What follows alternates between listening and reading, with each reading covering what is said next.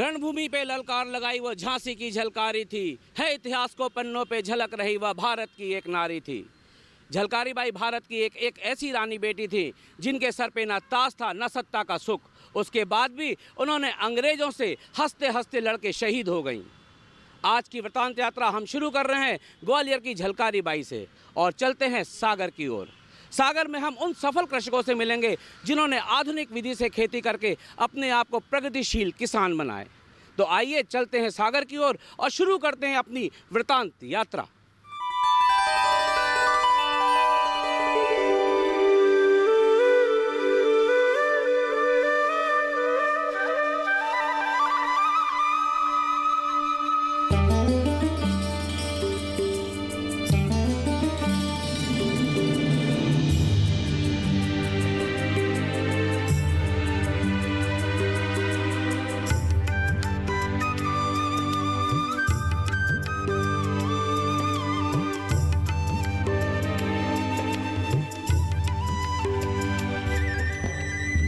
बुंदेलखंड की फिजा अब बदलने लगी है। विकास धीरे धीरे रफ्तार पकड़ रहा है और रोजगार की तलाश में अपना घर द्वार छोड़कर बड़े शहरों की ओर रुख करने वाले मजदूरों का पलायन भी रुका है। बुंदेलखंड अभी अलग राज्य नहीं है, मगर इसका भूभाग काफी विस्तृत क्षेत्र में फैला है। सागर संभाग बुंदेलखंड में मध्य प्रदेश का प्रमुख हिस्सा है। इस क्षेत्र में माटी का उपजाऊ असर स्पष्ट तौर पर दिखता है। दूर से ही हरे भरे खेत और वन आच्छादित जंगल देखकर अंचल की संपन्नता का अनुमान लगाया जा सकता है। इलाके के कई किसान उन्नतशील हैं, तो तमाम ऐसे भी हैं जो प्रगतिशीलता की दौड़ में शामिल हैं। सागर जिले के ही ग्राम तिली के निवासी विनय मलैया प्रगतिशील कृषक हैं। विनय मलैया न केवल खेतीहर किसान अपितु सफल फल उत्पादक और दुग्ध उत्पादक भी हैं। विनय मलैया के पास 17 एकड़ जमीन है। इस भूमि के बड़े भाग में फलों का बगीचा है। आरंभिक तौर पर इस बगीचे को सन 1945 में विनय के पूर्वजों ने बनाया था। धीरे धीरे यह विकसित होता गया और आज इस बगीचे में कई वैरायटी के फलदार पेड़ हैं, जिनसे फल उत्पादन हो रहा है। 1955 में हमारे दादाजी श्री बालचंद मलैया द्वारा यह बगीचा स्थापित किया गया। यहाँ पर भारतवर्ष से उन्नत प्रजाति के पेड़ पौधे मंगाकर उन्होंने यहाँ पे स्थापित किए। यहाँ पर उन्होंने विभिन्न प्रजाति के आम, अमरूद, चीकू, लीची, बनारसी आंवला, बनारसी बेल इत्यादि यहाँ पर लगाए, जिनकी भरपूर पैदावार यहाँ पर होती है। हमारे यहाँ पहले से ही जैविक खेती होती आई है, पारंपरिक खेती होती आई है। हमारे यहाँ केमिकल खाद का उपयोग नहीं होता, इसलिए पूरे शहर में हमारे इधर का फल बहुत चाव से खाया जाता है। यहाँ की जलवायु उस प्रकार की है कि इस क्षेत्र में सभी प्रकार के फल फूल के पौधे खूब अच्छा प्रोडक्शन देते हैं। बगीचे में सर्वाधिक संख्या में अमरूद, चीकू और आम के पेड़ हैं। फलों की शुद्धता के नाम पर बाजार में इस बाग के फल हाथों हाथ बिकते हैं। बाग का पूरा उत्पादन जैविक है। मलैया के बाग का अल्फांसो आम और चीकू की गुजराती व क्रिकेट बॉल किस्म खूब प्रसिद्ध है। इस बगीचे में काम करके कई लोगों को रोजगार मिल रहा है। पक्षियों को भगाना और पढ़ाई के साथ साथ फलों का रख रखाव करना, वो हमारे मम्मी भैया की वजह से हमारी मम्मी शुरू से करती आ रही है ये सब काम खेतों का, और फलों के बारे में उनको बहुत सारी जानकारियाँ हैं, उन्हीं की वजह से हमने ये सब सीखा है। वो मम्मी से शिक्षा मिली है हमारे लिए कि वो खेती के लिए करना चाहिए, और ये पेड़ पौधे सब भी वगैरह खाना सब कुछ होता है हमारा। सुबह से काम करना होता है, खाना बनाना होता है, फिर पेड़ों को रखाओ, और फिर दोपहर में टाइम मिलता है तो पढ़ाई कर लेते हैं हम लोग।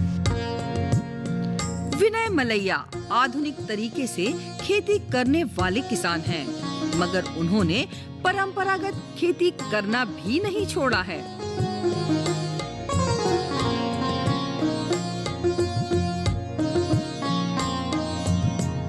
उनके खेतों में गेहूं, सरसों, लूसन जैसी फसलें भी लहलहा रही हैं। सिंचाई के लिए ड्रिप पद्धति का उपयोग करते हैं। जल प्रबंधन की सुविधा होने की वजह से वर्षों पुराने कुओं में भी पर्याप्त पानी है। इसका उपयोग भी कृषि कार्य में होता है।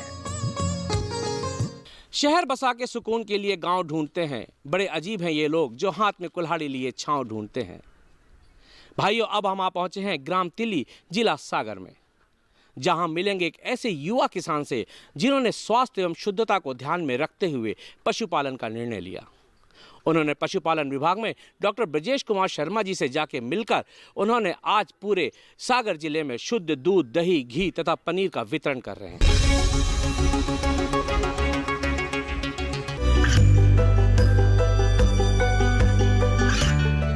गांवों और पिछड़े क्षेत्रों में सरकारी योजनाओं की जानकारी पहुंचा। देश में कौशल और क्षमता विकास कर ग्रामीणों को सामाजिक बदलाव और विकास से जोड़ने की दूरदर्शन किसान की पहल चौपाल चर्चा देखें सोमवार से शुक्रवार सुबह 9 बजे।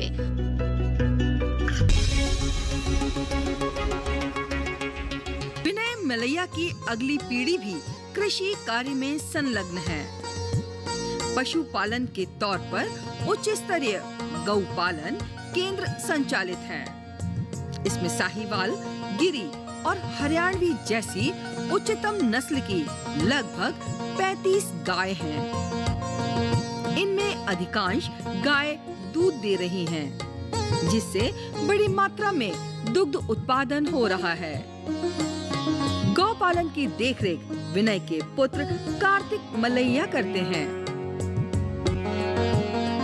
मैं यहाँ पे एक डेयरी चलाता हूँ। पहले मेरे पास इतनी ही गायें थीं, लेकिन दूध उत्पादन बहुत कम था। आज मैं कुछ समय पहले मैं डॉक्टर ब्रजेश शर्मा से मिला और उनके निर्देश अनुसार मैंने नई प्रजाति की गायें लेके आए और इनका उत्पादन काफ़ी ज़्यादा है। ये मेरे यहाँ अब 130 से 140 लीटर दूध होता है, और मैं अजोला और हाइड्रोपोनिक्स ऐसी नई तकनीकों का इस्तेमाल भी करता हूँ, जिससे कि गायों को जो बाहर की चीज़ें ना खिलाई जाएं। और मैं यहाँ पे A2 मिल्क प्रोड्यूस करता हूँ और वो बेचता हूँ। मेरे यहाँ का जो रेट है अभी दूध का वो 70 रुपये लीटर है।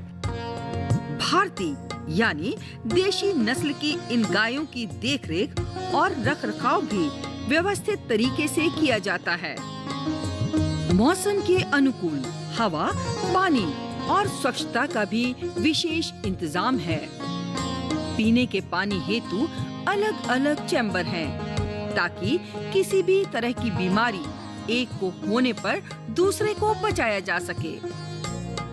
जब कार्तिक मुझे मिला तो मैंने देखा कि इस लड़के में इस तरह से काम करने की बहुत रुचि है। इस डेयरी में आप देखेंगे कि यहाँ अजोला उत्पादन होता है, यहाँ हाइड्रोपोनिक घास का भी उत्पादन चल रहा है। साथ ही साथ हमने इस डेयरी में जो शेड बनवाया है, शेड का निर्माण हुआ है। यहाँ फॉगर भी उपयोग किए जाते हैं गर्मियों में। यहाँ ऑटोमेटिक पानी पिलाने की पर्याप्त व्यवस्था है। प्रत्येक गाय के लिए अलग अलग एक एक कुंड बनाया हुआ है, जिसमें वह 24 घंटे जब उसकी इच्छा होती है तब पानी पीती है। चूँकि माननीय प्रधानमंत्री जी मोदी जी का जो उद्देश्य है कि हमें किसान की आय दुगनी करना है, उसी तारतम्य में मैंने कार्तिक को ये बताया कि आपको साहीवाल और गिर गाय का पालन करना पड़ेगा। इसके लिए जब व्यक्ति ये साहीवाल और गिर गाय बाहर से खरीदता है तो ये इसकी कीमत कम से कम 60,000 रुपये आती है, लेकिन हम अपग्रेडेशन प्रोग्राम के द्वारा केवल हमको बुल खरीदना है तो 2 बुल लिए हैं, एक शाहीवाल का है और एक गिर का है। तो धीरे धीरे हमारे यहाँ ये उनकी जो पुरानी गाय थी उसी में अपग्रेडेशन प्रोग्राम किया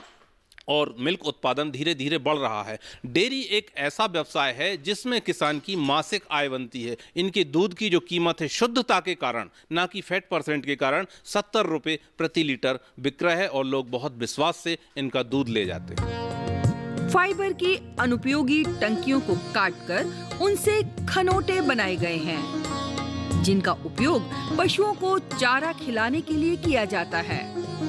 मलैया के इस बगीचे में अमृत मिट्टी बनाने का भी खास प्रयोग हो रहा है। राजस्थान के उदयपुर से आई सुश्री दीपिका राठौर यह कार्य कर रही हैं। प्राकृतिक कृषि में 5 तत्वों को बैलेंस करना सिखाया जाता है। तो उसमें से आप देख सकते हैं एक हिस्सा मिट्टी का है। तो प्रकृति मिट्टी कैसे बनाती है, तो 500 साल में जो मिट्टी तैयार होती है वो हम 5 महीने में तैयार कर रहे हैं। जंगल में प्राकृतिक रूप से 500 साल में जो अमृत मिट्टी बनती है उसे सुश्री दीपिका 5 महीने में बनाने का प्रयोग कर रही हैं। सुश्री दीपिका मुख्यतः यौगिक कृषि पर कार्य कर रही हैं। इसमें अमृत मिट्टी पहला पार्ट है। कार्यशाला के माध्यम से इसके लिए वे किसानों और युवाओं को भी प्रशिक्षण दे रही हैं। किसान भाइयों, अभी हमने देखा कि फल उद्यान किस तरह होता है तथा पशुपालन तथा प्राकृतिक खेती किस तरह होती है, इसके बारे में जाना। अब हम जानते हैं कि फूलों की खेती कैसे होती है तथा कैसे इसका रख रखाव होता है। तो आइए चलते हैं फूलों की खेती की ओर।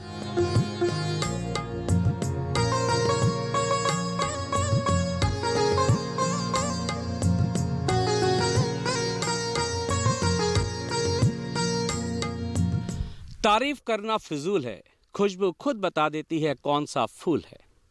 इस वक्त हम आ गए हैं सागर जिले के खेरिया ताज गांव में।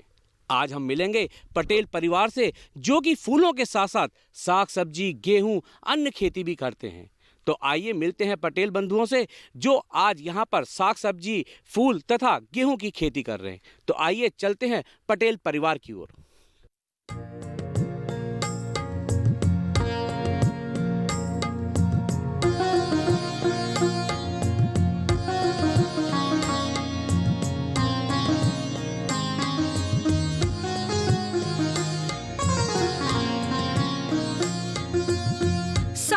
जनपद के ग्राम खिरिया ताजखा का पटेल परिवार अब संपन्न किसान की श्रेणी में आ गया है। कुंज बिहारी पटेल के पास 5 एकड़ पुश्तैनी जमीन है, जिसमें वह गेहूं और सरसों की खेती करते थे। सिंचाई सुविधा के लिए 2 कुएं और 2 ट्यूबवेल हैं। कुंज बिहारी जी, हम सबसे पहले ये जानना चाहेंगे कि आप किस किस तरह की यहाँ पे फूलों की खेती कर रहे हैं? जी, सबसे मेन तो हमारी गेंदे की फूल की हैगी। इसके अलावा डेजी लगाते हैं, नौरंगा लगाते हैं और अपनी मेड़ पर हम लोग गुलाब भी लगाए हुए हैं। उससे भी हमारा अच्छा व्यापार चलता है। गुलाब आप कितने एकड़ में लगाते हैं और गेंदा कितने एकड़ में, और इनका कब कब समय आता है, इसके बारे में भी आप थोड़ा सा हमें बताएं। गेंदा तो अभी हमारा अभी भी लगा है, मतलब दिसंबर में लगाया था, तो अभी चल रहा है, ये आपके सामने है। और बाकी जून में लगाते हैं तो अपने जो भी त्यौहार आते हैं, दीपावली है, नौ दुर्गा, गणेश जी, तो उसमें भी चलता है। गेंदे की जो आपने यहाँ पे फसल लगाई है, इसमें कौन कौन सी आप खाद डालते हैं और किस तरह इसकी सिंचाई की जाती है, ये भी आप हमारे किसान भाइयों को बताएं। जी, इसमें तो हम जब तैयार करते हैं गोबर की सड़ी हुई खाद डालते हैं, खेत तैयार हो जाता है, उसके बाद बेड निकालते हैं। बेड के बाद जो मल्चिंग जो इस पर ड्रिप लगा हुआ है, ड्रिप सिस्टम, वो लगाते हैं। उसके बाद फिर हम अपनी पौध जो हो जाती है तैयार, उसके बाद पौध लगाते हैं। उसके बाद जी अपने 45-50 दिन में फूल आने शुरू कर देती है। कुंज बिहारी पटेल कृषि वैज्ञानिकों का मार्गदर्शन लेकर खेती कर रहे हैं। गेहूं की फसल में सिंचाई आधुनिक यानी स्प्रिंकलर पद्धति से करते हैं ताकि फसल को उपयुक्त और आवश्यकता अनुसार पानी मिल सके। अपने भाई और परिजनों के सहयोग से कुंज बिहारी ने पारंपरिक खेती के साथ साथ अपना रुझान फूलों की खेती की तरफ बढ़ाया। उन्होंने अपने खेत में गेंदा की खेती भी शुरू की। परंपरागत खेती से हटकर जब फूल की खेती शुरू की तो उनके मन में डर भी था कि कहीं घाटा ना हो जाए, मगर पहले ही साल में लाभ दिखने लगा। इसके बाद उन्होंने आसपास के किसानों से अनुबंध कर जमीन लेकर फूलों की खेती को विस्तार दे दिया। पटेल ने गेंदा की इंडस किस्म लगाई, जिससे अत्यधिक उत्पादन हुआ। इसके बाद उन्होंने गुलाब लगाकर फूलों की खेती को और विस्तारित किया। कुंज बिहारी पटेल पारंपरिक और फूलों की खेती के साथ साथ सब्जी उत्पादक सफल किसान भी हैं। उनकी खेतों में कई प्रकार की सब्जियां हैं। टमाटर का बम्पर उत्पादन हो रहा है। पटेल ने टमाटर की हाइब्रिड किस्म बोई है। इस टमाटर का साइज बड़ा और ठोस होता है। 1 एकड़ में 25 से 30 टन टमाटर पैदा होता है। पैदावार और गुणवत्ता में इस किस्म को खास माना जाता है।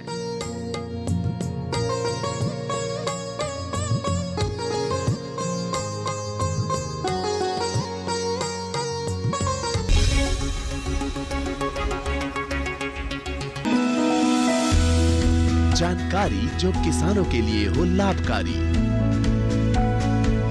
समस्याओं पर पड़ेगा समाधान भारी, कृषि की हर बात का ख्याल, कब कैसे की जाए बेहतर देखभाल। जानिए विशेषज्ञों के साथ, देखिए खेत खलिहान, सोमवार से शुक्रवार सुबह 7 बजे डीडी किसान पर।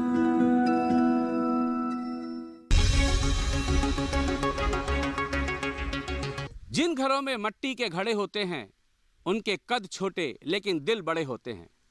अब हम आ गए हैं सागर जिले के कपूरिया ग्राम में और आपको मिलवाते हैं एक ऐसे युवा से जो युवा पीढ़ी के लिए मार्गदर्शक हैं। तो आइए मिलते हैं आकाश चौरसिया जी से।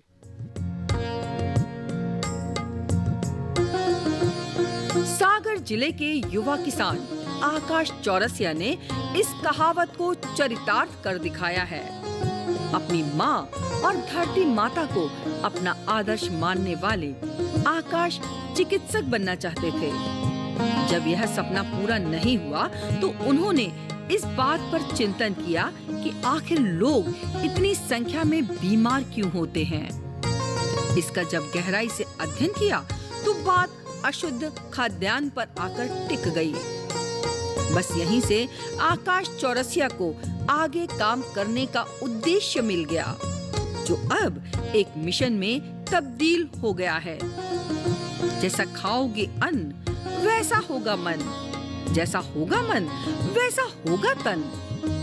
आकाश चौरसिया के मन में ये पंक्तियां एक तरह से घर कर गईं। उन्होंने मेडिकल क्षेत्र में जाने का मोह छोड़ दिया और खेती की तरफ मुड़ गए। आकाश ने अपनी परंपरागत खेती को जैविक खेती में तब्दील कर दिया, नए प्रयोग किए और अपनी जमीन को एक आदर्श फार्म हाउस में तब्दील कर दिया।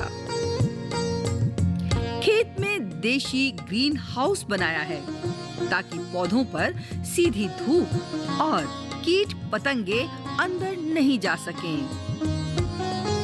इस ग्रीन हाउस से हवा के साथ खरपतवार के बीजों को भी अंदर जाने से रोका जा सकता है। खेती मैंने 2011 में शुरू की और खेती करने के पीछे का एक मकसद था।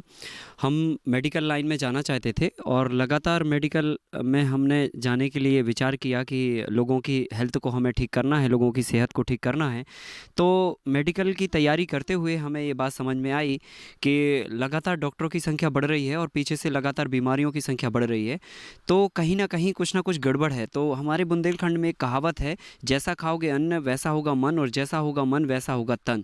तो सारी चीज़ें खान पान से जुड़ी हुई हैं, ये बात मुझे समझ आई और मुझे लगा कि खान पान कुछ ना कुछ गड़बड़ है, जिससे बीमारियां लगातार बढ़ती चली जा रही हैं और उनको ठीक करने के लिए केवल हॉस्पिटल एकमात्र सहारा है, लेकिन उससे बीमारियां कंट्रोल नहीं हो पा रही हैं। तो कुछ ऐसा किया जाए जिससे बीमारियों को होने ना दिया जाए। तो मुझे समझ आया कि अगर हम खान पान को सुधारते हैं तो शायद कुछ बेहतर हो सकता है। तो खान पान सुधारने के लिए हमें खेती करना पड़ेगा, क्योंकि खान पान हमेशा खेती से ही होता है। कोई मैन्युफैक्चरिंग कंपनी नहीं होती जो अनाज को पैदा कर दे, खेत से ही अनाज पैदा होता है। और खेतों पे जब हमने जाके देखा तो भयंकर कीटनाशक के प्रयोग से और रासायनिक खादों से किसान खेती कर रहे हैं, जिससे वो अपनी सेहत भी ख़राब कर रहे हैं और उससे जो अनाज पैदा हो रहा है उससे समाज का भी सेहत ख़राब कर रहे हैं। तो हमने जैविक खेती करने का 2011 में संकल्प लिया और 2011 से लगातार पहले हमने मोनोक्रॉपिंग पे काम किया, टमाटर की फसल पे काम किया, फिर बैगन अदरक की फसलों पर काम किया और फिर धीरे धीरे करके फिर मल्टी लेयर फार्मिंग पर हमने काम किया, जिसमें हम एक साथ एक ही ज़मीन पर 4-5 फसलें उगाते हैं, जिससे हमारे जो खर्चे होते हैं वो 5 से 7 गुना तक कम हो जाते हैं और आमदनी हमारी 4 से 5 गुना तक बढ़ जाती है। इससे मौसम के आने वाले बदलाव को भी रोका जा सकता है, कम पानी भी उपयोग होता है, कम खर्चा भी होता है, लेबर भी हमारी कम लगती है, समय की भी बचत होती है और खाद की भी बचत होती है और साथ ही साथ हमारे धन की भी बचत होती है। तो इस तरह से ये फार्मूला हमने 2014 में प्रयोग किया और 2017 में एक फुल लेयर फार्मिंग का मॉडल हमने तैयार किया। आकाश अपने खेत में जैविक खाद, केंचुआ खाद तैयार करते हैं। इससे पौधों का कुपोषण दूर किया जाता है। आकाश ने एक साथ 5 फसलें लेकर परंपरागत किसानों के लिए एक नजीर पेश की है। श्री आकाश चौरसिया जी जो कि बहुत डाइवर्सिफाइड खेती कर रहे हैं, तमाम तरह की फसलें इन्होंने अपने खेत में लगा रखी हैं और जैविक पद्धति से सारी फसलों को उगाने का काम कर रहे हैं।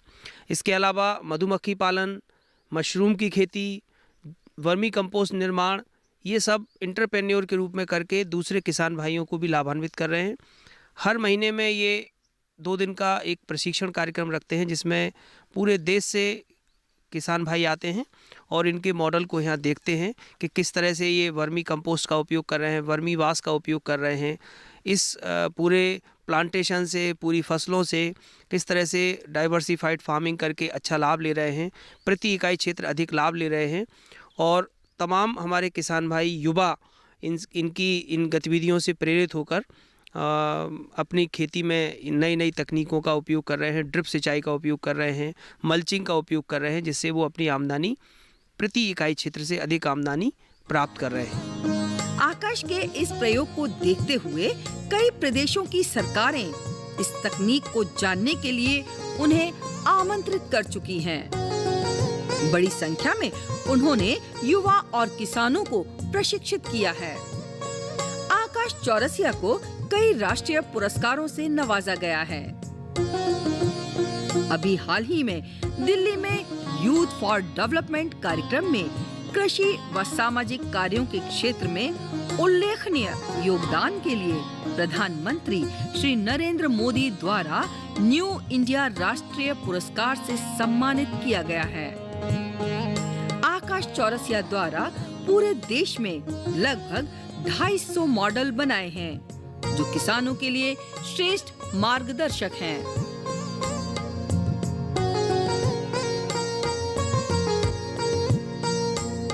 किसान भाइयों, जैसा कि आप जानते हैं कि सागर बुंदेलखंड में आता है और बुंदेलखंड में बुंदेली लोकगीत ना हो ऐसा हो नहीं सकता।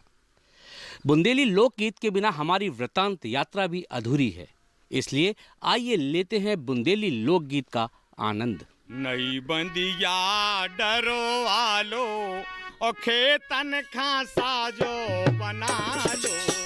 नई बंदिया डरो आलो खेतन खासा जो बना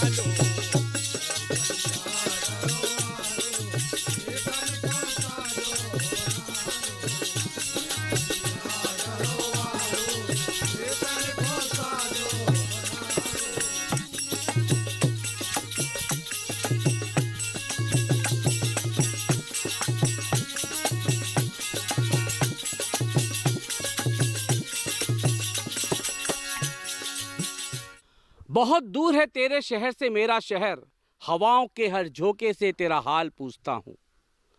सागर की यात्रा वृतांत में आज बस इतना ही। अगले सफर में आपसे फिर मुलाकात होगी। तब तक के लिए मैं अमित श्रीवास्तव आपसे विदा लेता हूं। नमस्कार।